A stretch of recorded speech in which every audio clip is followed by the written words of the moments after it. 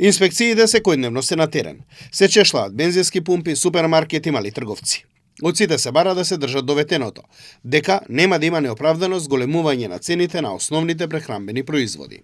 Според информациите од Министерството за економија, засега трговците се придржуваат до договореното. 30 екипи на Државниот пазарен инспекторат се на терен. Засега нема потреба од казни, бидејќи трговците се држат до договореното со владата. Единствено покачување беше забележано кај јајцата и маслото за јадење поради влезните цени. Во вторник ќе биде готов извештајот кој владата го побара од нас. Таму ќе бидат содржани сите податоци во однос на движењето на цените и почитувањето на договореното од страна на трговците. Резултатот од инспекцијските контроли и свесноста на трговците се отслика и во податоците од Државниот завод за статистика. Основните прехранбени производи во месец март поскапеле за помалку од половина процент во споредба со февруари.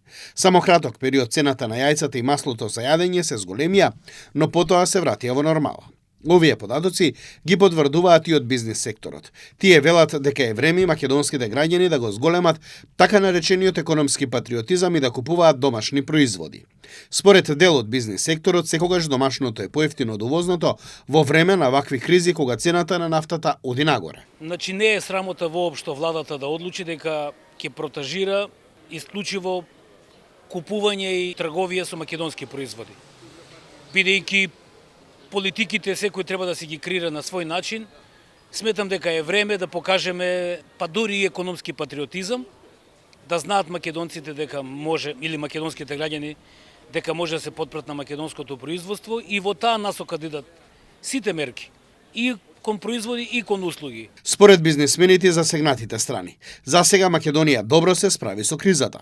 На долг рок сигурно ќе има предизвици, но преговорите помеѓу САД и Иран за завршување на војната даваат оптимизам дека и првомајските празници македонските граѓани ќе ги дочекаат без поголеми ценовни шокови од вообичаеното.